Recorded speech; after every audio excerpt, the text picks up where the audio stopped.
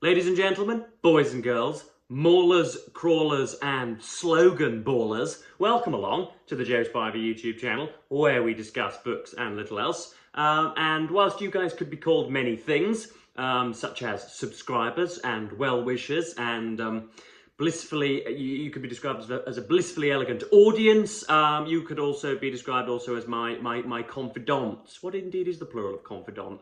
It might well be confidant, mightn't it? Anyway, you are all my confidants, and I'm going to confide in you guys and admit, I suppose, that I had the worst dream that I can possibly remember last night. There was nothing that it can be described as nothing more than a nuclear holocaust, wherever the hell it was that Joe Spivey was inhabiting last night in the land of Nod. I was playing rugby, which I hadn't done since I was 14, on a playing field, and then winds started to gather and big dark clouds started to come. It really was some kind of scatological end. And then, yeah, there was a sort of big light in the sky. There was a huge fiery doom coming towards us, and then instead of sort of running for cover, there was no alarm. It all happened very quickly. It didn't really explode high, miles in the sky, and then the radiation didn't then drip from the mile height or whatever. It sort of happened on the ground, and then we all got into the fetal position on the rugby field, and we soon, of course, found ourselves shorn of all skin, and everything was all off and wrong, but there was a numbness to it. We weren't in horrid pain, and then we all got up and went about our business as per usual. So what on earth is that indicative of? Is that the fact that is that I don't like interpreting dreams, of course. It's folly, to say the least, and fraudulent if anybody tries to charge you for such services. But I don't know, is that because we're so blasé about nuclear deterrence nowadays? Is it because I'm incapable of feeling any bodily pain all of a sudden? Who knows? But yeah, very, very odd dream. We all went about our business. Nobody was there were no casualties as a result of this bomb. Some were worse off than others, and because I am pretty ungainly, I think I was topless for some reason, and so my entire body was gone, and I think even the bottom of my face was done, even though I had my head covered. So that's that. We have I will get into the bookshelf tour, I promise. But I've got another point of order for you guys before we get in there. I found at Grand Viceroy Spivey's just yesterday a 22-year-old copy of History magazine. You'll see there it's been chewed by the mice in the garage, and it was cost just £2.95, which is 1/5 of the price of the equivalent magazine today. And it was brought out in March 2002, so I was but 2 months old when this thing was coming from the printing houses, and Stephen then flicked through it, and I don't know. You may well be able to discern from the picture here, if I sort of imitate that kind of that weird trepidation there, that sheepish trepidation that is on display. That is indeed the punchable physiognomy of Grand Viceroy Spivey himself. He was indeed a kind of volunteer member of an organisation that produced a documentary which sought to, goodness knows what, I suppose, rechart the horrors of trench warfare, and I'll just read the first paragraph. When the BBC announced last summer that it was planning to recreate a First World War trench and recruit 25 volunteers to forsake all modcons and live like soldiers for a fortnight, media reaction was swift and forthright. While some interested parties, such as the World War I Veterans Association, gave the project a cautious welcome, others were much less hospitable. And apparently, Grand Viceroy told me yesterday, there he is again. I'll try and do the look. Goodness knows what's caught his gaze there. But yeah, apparently some people were excoriative and accused him and his fellow trenchmen of somehow appropriating the suffering of those in the Somme or whatever, which is obvious. Balderdash, but there we are. So that was just a little piece of Spiveynian or whatever, a little bit of Burke's lineage. And so yes, this is a teary salute to our bookshelf tour. This is it, frankly, folks. There are bits and bobs at Grand Viceroy's, but apart from that, this is the job lot. And before we get into the kind of the final writers, I've got also some I don't know, some what I'm going to call bookish perishables that don't really have They're collections or amalgamations. They don't have a specific writer, but they nonetheless, warrant inclusion. So we have the Penguin Writer's Manual. This is part of Penguin's reference collection. I think it is, as with the interpretation of dreams, as I said earlier, it's folly and fraudulent to suppose that you can really teach writerly flair. I suppose you can hand somebody a load of canonical classics and say, if you read them, then you'll get an idea of what it is to be a writer, and you can teach people, textual articulacy and all this, but you can't really teach flair for which you will be noticed, I don't think, but goodness knows what's in. I don't think I've ever even opened this. I think I got this in the first week of university in a kind of a very weird spree. Next up, I think I may have shown you this. This is the Oxford Dictionary of Idioms. We've got all sorts in here. What can I try and find out? We've got dog tired, gone to the dogs, too many chiefs, take the checkered flag, in broad daylight, a brick short of a load. Goodness me, that sounds rather pornographic. Blow someone away, similarly so. Christ, can I find something that is broadcastable? Know how many beans makes 5, beat about the bush and all this. I've got those. I pretty much have an encyclopedic knowledge of all British idioms in my conker anyway, so that doesn't matter. And then we've got a dictionary of literary terms and literary theory. I think I've said this on the channel before, but if indeed, ladies, you do find yourselves in the company and boudoir of a gentleman that has taken possession of these reference books, you should run a mile, because he is the most fearsome pedant. But anyway, yeah, Dictionary of Literary Terms and Literary Theory. This is actually quite good for when I'm reading romantic poetry or Victorian literature, or if you just need to sort of furnish yourself with a few facts, then I do find myself going to this once a month maybe, but not very often. And then of course we have the Hutchinson Treasury of Children's Literature. This is edited by Alison Sage with a foreword by Quentin Blake, who is I was about to call him an illustrious illustrator, but that would be terrible. I'm going to call him a prominent and preeminent illustrator. Yeah, the Treasury of Children's Literature. I don't remember reading this an awful lot, even though I must have done, given that, how else can you foster such kind of troublesome and erasable bookishness, which is displayed here today. I must have read this quite a lot, or had it read to me, and yes, it always points me towards page 156 to 158. It's about it's about a young boy who is not born of woman, and I think comes as a result of an alien invasion. I'm not quite sure what the post-it note was hinting at there, but yes, let's get into the majority of this book haul. I'm already realising this is going to be sort of, your attention spans are already going to be waning, so I'm going to go through this reasonably quickly. First up we have Oscar Wilde, The Picture of Dorian Gray. I've devoted a full 20-minute book review on my channel to this already. And Wilde, I appreciate. I think he's a little bit winsome, noisome, a little bit impetuous. I don't like the kind of long, in my opinion, vacuous descriptions. It's far too stylistically self-contrived and self-referential. All the time it is, just some sort of prima donna prancing on stage. There's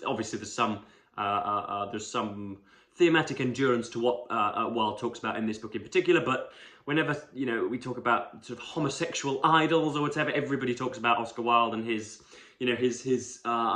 resolute bravery and all this. But is really Oscar Wilde's really going to be your homosexual idol, rather than Jeremy Brett or Kenneth Williams or Ronnie Cray or somebody else of that description? I don't really understand why everybody reveres Mr. Wilde so much for either his work or his life.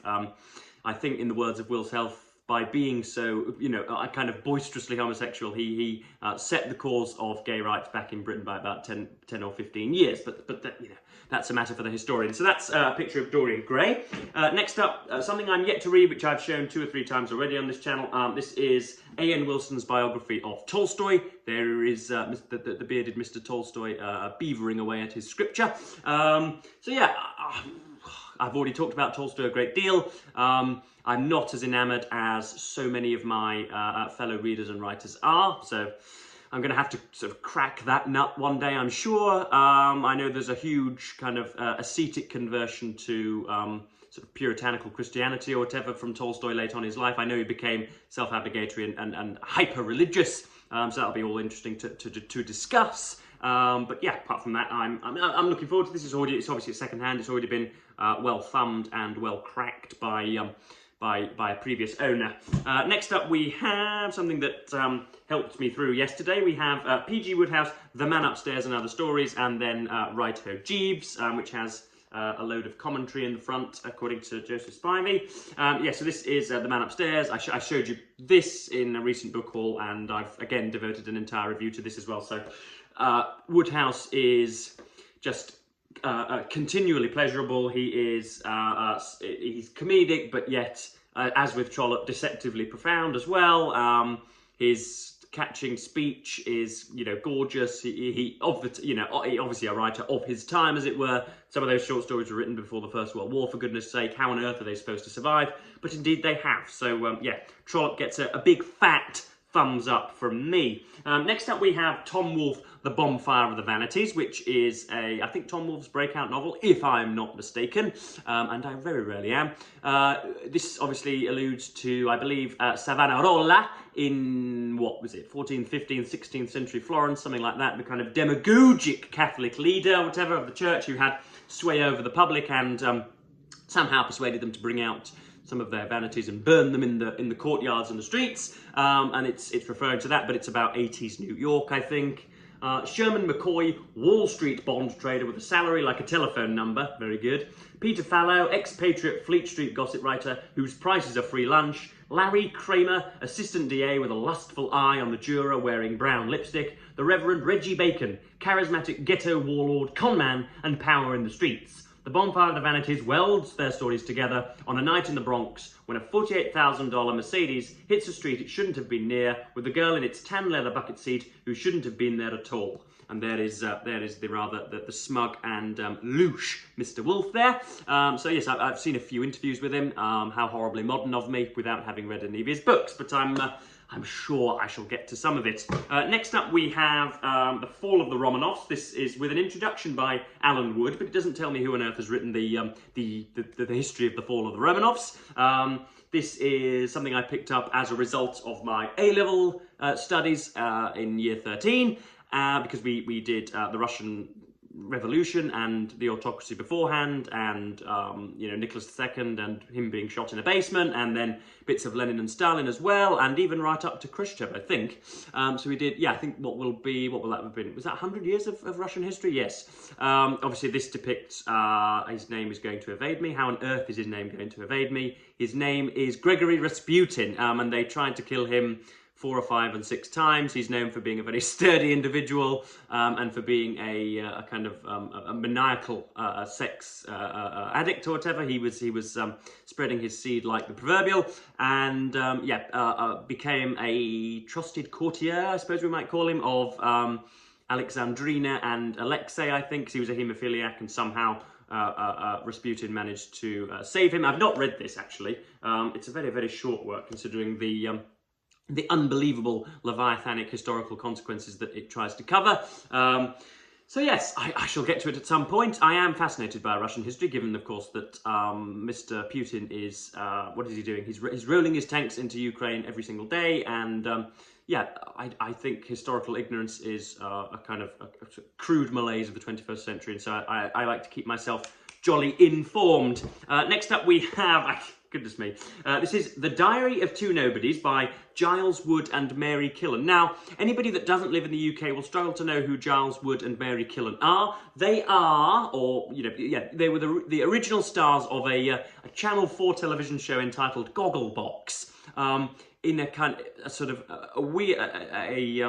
sort of satirically ridiculous show, which allows a person to watch the television on which is people watching the television. So you have a double remove of television watching. And Giles and Mary are indeed so that it kind of documents their reactions to television shows, and then you sit there watching those people watch television, which is, I think, Marshall McLuhan and who else would have had something to say about that? Mr. Huxley would certainly have had something to say about that as well. But I am a little bit of a fan. It sounds like a doomed a guiding principle and a doomed project, but it's actually pretty damn good, folks. Yeah, so this is Giles and Mary. Again, I haven't read this. I don't know. Somebody will have bought it for me. I would never have gone out of my way to purchase this myself. He is an austere and taciturn, typical capital T Tory nationalist, and she is somebody who has been linked in his arms the entire life, her entire life. I think that's about it. They are sort of unapologetically posh and somebody you would imagine to be my grandmother and grandfather, but that is in fact not the case. So yeah, The Diary of Two Nobodies. Then we've got four works by Virginia Woolf. Two of which I think I've read. We've got Orlando here, which again I've committed a 20-minute review to, about androgyny and sort of historical progression. It's jolly good. The first third especially is particularly excellent. We've got To the Lighthouse here. This is a vintage classic, and there is obviously a lighthouse on the front with a new introduction by Evan Boland and Maud Ellman. I don't think I've read To the Lighthouse. And then we've got Mrs. Dalloway, which I read at university for our modernist section. That is, it's not going to tell me who paints the rather the sort of indeterminate and dappled gerontophile on the front. Oh, it's water damage, this. Is it going to tell me who is painting on the front? No, it's not. So yes, that's Mrs. Dalloway in a Penguin Modern Classic, and then we've got Between the Acts in an Oxford Penguin Classic as well. Many of you guys are committed, self-avowed Woolfians on here. Tell me which one to read next. I am a continual patient at her non-fiction clinic. I do enjoy her book reviews, but her fiction is not something that I've paid too much close attention to. Next up we have, let me just take a drink because I am a kind of drying orator at the moment. We've got Michael Wolff, Landslide, the final days of the Trump presidency. Again, this was on my book haul just a few weeks ago. I mean, what more can we say? I'm preaching to the converted. Donald Trump is a dictatorial fascist. He is a contemptible demagogue who is going to be the person that is probably in charge of America's untimely demise. So, you know, at least we can get that on record. And yes, there you can see there in all of his orange, gloomy magnificence. Yeah, it's just, he can't live without a teleprompter. He has never said anything original, or has never said anything that hasn't been run through his goodness me, what am I talking about? His focus groups in the background, and he is somebody for whom we should reserve the most despicable contempt. Yes, anyway, that is, what is this? The final days of the Trump presidency, so that'll be interesting to read. Hopefully it might be about Mike Pence and January the 6th, because contrary to popular opinion, Mike Pence is probably the finest American in history, because were it not for him, Donald Trump would have probably overturned the election, and there would have been an early civil war. So that's that. Next up we have James Wood, Serious Noticing. This also is water damaged. I did buy this I think in my first week of university when I was going about my spree, but he is a bit pretentious and a little bit goodness me, he leans into philosophical readings a little bit more than I would like, rather than dealing with the text themselves. In a rather, that's me with my new aestheticist A.I. Richards penchant. But anyway, yeah, always very fun to read, even on writers that I don't particularly like. And yeah, he's got a kind of buoyancy and a it's really rather poetic. And now he is now commissioned to do 3,000, 4,000, 5,000, 6,000 word, what might we call them? Encomiums on all sorts of literature. I particularly liked his one of Martin Amis, which was in the New Yorker, I think, when Mr. Amis passed away. So that's Serious Noticing by James Wood. And then last but not least, we have 1812, Napoleon's Fatal March on Moscow by Adam Zamoyski. This was something that I picked up to read for Non-Fiction November, and Grand Viceroy Spivey always had portraits of Napoleon in dotted around the house, and busts of him on cocktail cabinets. and so he was, not somebody about whom I knew very much, but somebody whose prominence I was acquainted with. But this is a book, like all decent 400-500 page historical retellings and rehashings, will foster and encourage the historical curiosity beyond its realms. It will make you buy 4 or 5 more books about Napoleon. It's a tremendous history on his ill-fated march through Moscow. So yes, Christ alive, this is a teary salute, folks. Obviously all good things must come to an end. Other maxims are of course available, but yes, that just about covers me for my bookshelf tour. How on earth am I going to produce 4 videos a week if I can't lean into bookshelf tours and read-alongs? I don't know, my productivity is going to fall through the floor. But anyway, I've rambled on and on and on, and I'm going to cap this video at just over 20 minutes, and thank you ever so much for watching BookTube, and say goodbye.